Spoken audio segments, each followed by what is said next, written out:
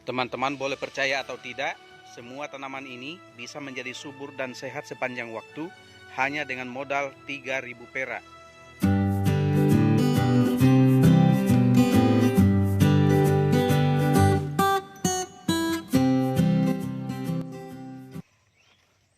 Selamat pagi teman-teman, kita jumpa lagi bersama Alam Organik. Betul sekali teman-teman, bahan yang akan kita bahas kali ini harganya tidak lebih dari Rp3.000. Tapi dengan bahan yang sangat mudah didapatkan dan sangat mudah dibuat ini, bisa kita pakai untuk menyuburkan dan menyehatkan tanaman hias maupun tanaman buah-buahan seluas satu halaman rumah selama beberapa kali. Bahkan untuk pemakaian satu kali, itu bisa kita pakai untuk menyuburkan tanaman sampai 1 hektar. Nah, apakah itu? Mari kita akan bahas bersama-sama. Tapi sebelum itu, bagi teman-teman yang baru bergabung, jangan lupa subscribe pada tulisan yang berwarna merah di bawah dan bunyikan loncengnya. Jangan lupa like, share, dan komen. Nah, teman-teman, inilah bahan yang saya maksud. Bahan ini adalah bahan yang setiap hari dapat kita jumpai di dapur, yaitu sebutir telur. Sebutir telur ini harganya tidak lebih dari Rp2.000. Ini dapat kita peroleh di pasar atau di warung-warung.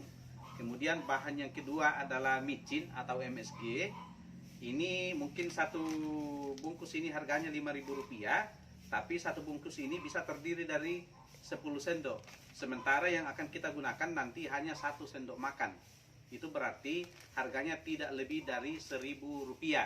Berarti bahan yang akan kita gunakan adalah Rp2.000 tambah Rp1.000 untuk membuat 3 botol bahan yang disebut dengan fotosintetik bakteria atau bakteri fotosintesis. Bakteri fotosintesis ini adalah bahan yang sangat berguna untuk membuat proses fotosintesis pada tanaman berlangsung 2 kali lipat dari biasanya. Sehingga dengan terjadinya proses fotosintesis yang berlangsung 2 kali lipat, maka akan memberikan tambahan nutrisi pada tanaman sehingga tanaman akan bertumbuh jauh lebih cepat, jauh lebih kuat, lebih sehat, dan akan memberikan tambahan nutrisi pada buah yang sedang terbentuk sehingga pengisian buah menjadi lebih maksimal, sehingga biji atau daging buah dari tanaman buah-buahan yang kita miliki akan jauh lebih padat, kemudian rasanya akan lebih bagus dari tanaman yang tidak mendapatkan nutrisi tambahan dari fotosintetik bakteria ini.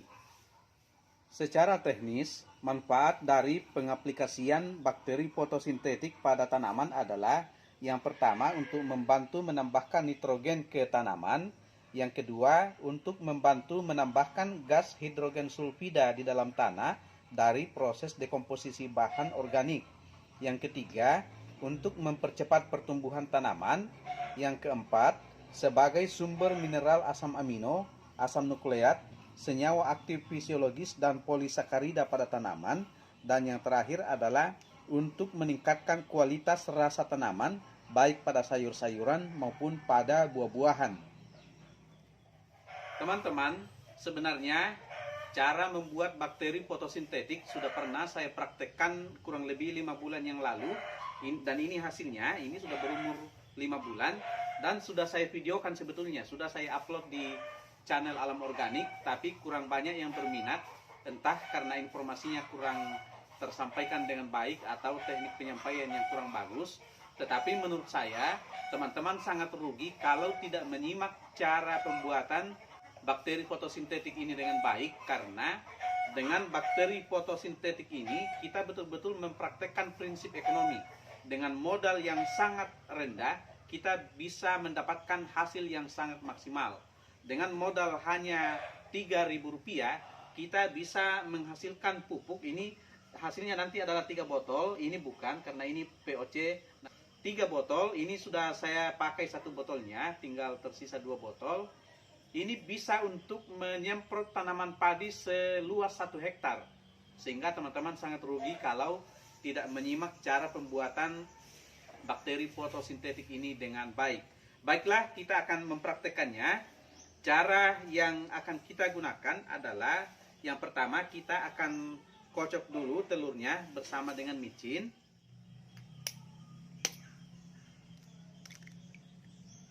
Oke, 1 butir telur saja.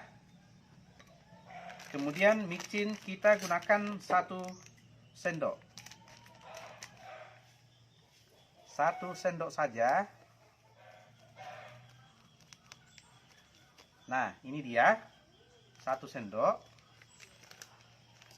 Lalu kita kocok sampai homogen, sampai tercampur secara sempurna. Nah, ini sudah tercampur dengan sangat baik. Kemudian bahan berikutnya yang kita butuhkan adalah air bersih. Lebih bagus lagi kalau teman-teman bisa mendapatkan air kolam.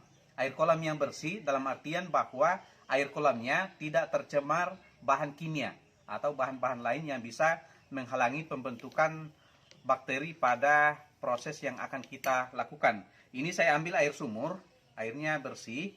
Kemudian kita akan masukkan untuk 1 butir telur dan 1 sendok micin atau MSG, kita membutuhkan 3 liter air kolam atau air sumur. Kita masukkan. Inilah perbedaannya dengan video saya sebelumnya, karena pada video saya sebelumnya agak ribet caranya, dan ini adalah cara yang lebih praktis dan lebih sederhana. Setelah ini kita aduk-aduk sampai dia berwarna keruh. Ini tampilannya seperti air cucian beras, berwarna putih. Nah, ini sudah selesai. Sekarang langkah selanjutnya adalah bahan ini yang sudah kita campur akan kita masukkan ke dalam wadah untuk melakukan penjemuran. Dan di sini saya sudah siapkan 3 botol. Ini adalah botol yang berkapasitas 1,5 liter. Sehingga ini akan kita bagi ke dalam 3 botol ini masing-masing 1 liter. Supaya masih tersisa ruangan kosong untuk udara hasil fermentasi. Supaya tidak langsung mendesak keluar sebelum kita buka tutup botolnya. Harus saya sampaikan lagi karena pada video saya sebelumnya ada yang bertanya tentang kenapa bakteri fotosintetik yang dibuatnya tidak berhasil. Yang harus diperhatikan, pertama, semua bahan-bahan dan wadah yang kita gunakan harus steril dari minyak dan bahan kimia. Karena hal-hal itu bisa menghalangi terciptanya atau timbulnya bakteri pada bahan yang kita buat ini. Kemudian yang kedua adalah air yang kita gunakan harus air yang bersih, baik itu air kolam, air sungai, air sumur. Bersih dalam artian air tersebut tidak tercemar oleh bahan-bahan kimia, baik itu bekas sabun, bekas pestisida, atau bahan kimia yang lain. Nah, kita akan masukkan ke dalam botol ini masing-masing 1 liter.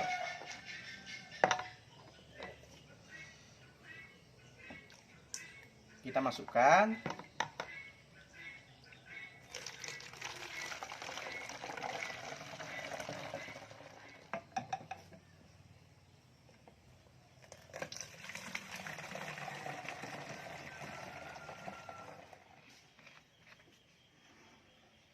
Nah, teman-teman, ini sudah jadi 3 botol. Jadi isinya adalah 3 liter bahan bakteri fotosintesis yang kita buat. Dan langkah selanjutnya adalah ketiga botol ini akan kita jemur di bawah sinar matahari.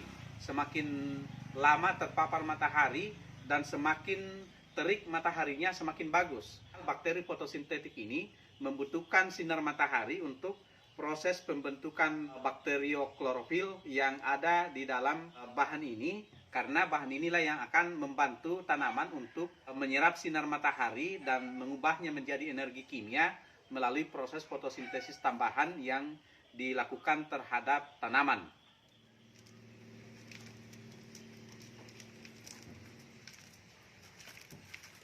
Jadi untuk proses penjemurannya kita akan gantung saja di tempat yang tinggi supaya hasilnya maksimal.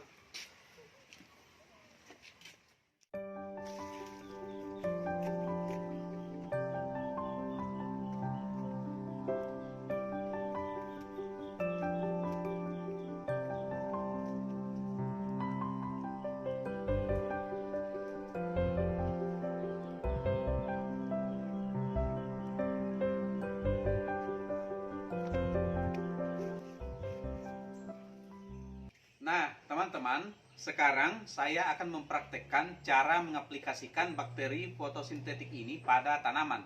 Oh iya, saya perlu ingatkan dulu, proses penjemuran yang kita lakukan tadi itu akan berlangsung selama 2 minggu sampai 1 bulan. Dan setelah 2 minggu akan mulai berubah warna, awalnya akan merah, pink atau orange, kemudian semakin lama semakin gelap, dan kalau sudah 1 bulan atau lebih itu sudah sangat efektif untuk kita gunakan. Nah, sekarang akan kita lakukan proses aplikasi pada tanaman. Kita akan menggunakannya dengan perbandingan. Kali ini saya memilih memberikan perbandingan 1:20. Sebenarnya untuk penggunaan dalam skala luas kita bisa menggunakan dosis yang lebih sedikit lagi.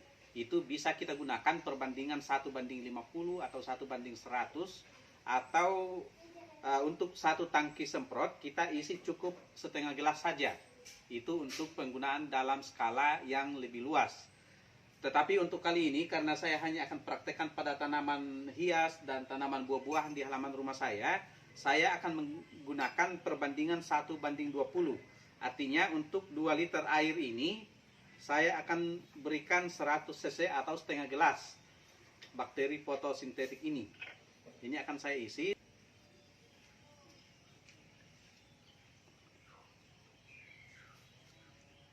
Setengah gelas saja atau 100 ml.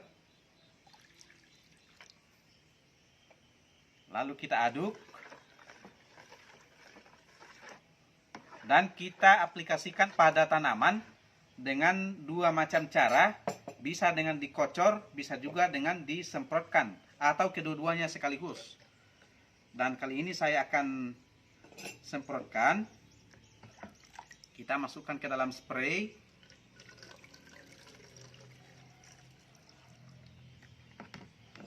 Ini nanti akan saya kocorkan.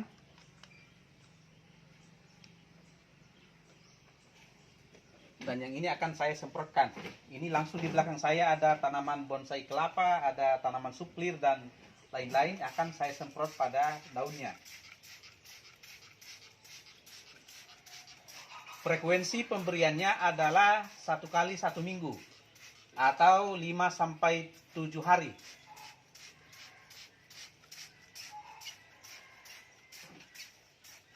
Nah, setelah ini bisa juga kita kocorkan pada area perakaran tanaman.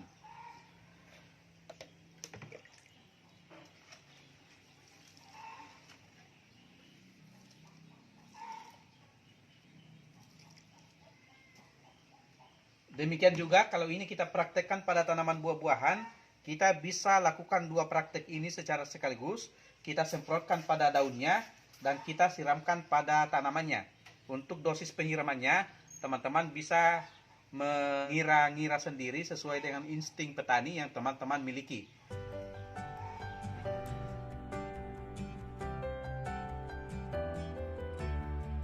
Oke teman-teman, itulah informasi yang dapat saya bagikan kali ini. Semoga bermanfaat untuk teman-teman sekalian. Dengan modal yang sangat sedikit, kita mendapatkan manfaat yang sangat maksimal.